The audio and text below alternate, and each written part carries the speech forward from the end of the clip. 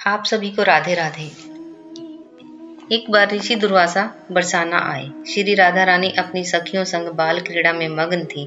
छोटे छोटे बर्तनों में झूठ मूठ भोजन बनाकर ईष्ट भगवान श्री कृष्ण को भोग लगा रही थी।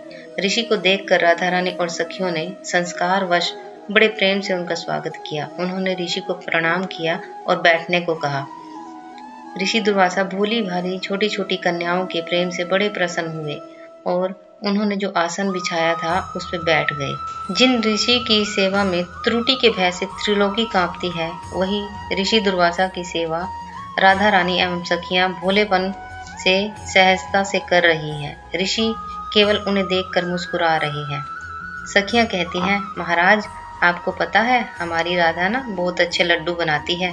हमने भोग अर्पण किया है, अभी आपको प्रसादी देते हैं। यह कहकर सखियां लड्डू प्रसाद ले आती हैं। लड्डू प्रसाद तो है, पर है ब्रजरस का बना, खेल खेल में बनाया गया। ऋषि दुर्वासा उनके भोलेपन से अभिभूत हो जाते हैं। हंसकर कहते हैं, लाली प्रसाद पालूं, क्या ये तुमने बनाया है? सारी सखियां कहती हैं, हाँ हाँ ऋषिवर, ये राधा ने बनाया है। आज तक ऐसा लड्डू आपने नहीं खाया होगा। मुंह में डालते ही परम चकित शब्द रहित हो जाते हैं।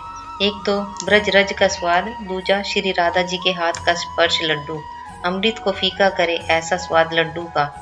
ऋषि की आंखों में आंसू आ जाते हैं।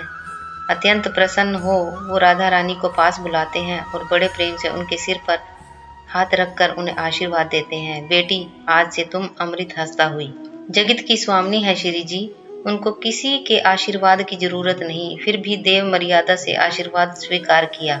दुर्वासा ऋषि बोले, राधा रानी आप जो बनाओगी वो अमृत से भी अधिक स्वादिष्ट हो जाएगा।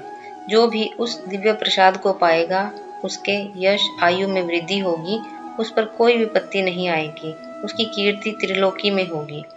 ये बात ब्रज में आग की तरह फैल गई कि ऋषि दुर्वासा ने राधा रानी को आशीर्वाद दिया। मैया यशोदा को जब ये पता चला तो वे तुरंत मैया कीर्तिदा के पास गई और विनती की कि आप राधा रानी को रोज हमारे घर नंद भवन में भोजन बनाने के लिए भेज दिया करें।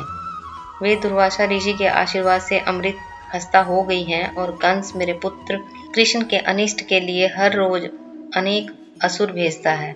हमारा मन बहुत चिंतित होता है। आपकी बेटी के हाथों से बना हुआ प्रसाद पाएगा तो उनका अनिष्ट नहीं होगा, उसकी बल बुद्धि आयु में वृद्धि होगी।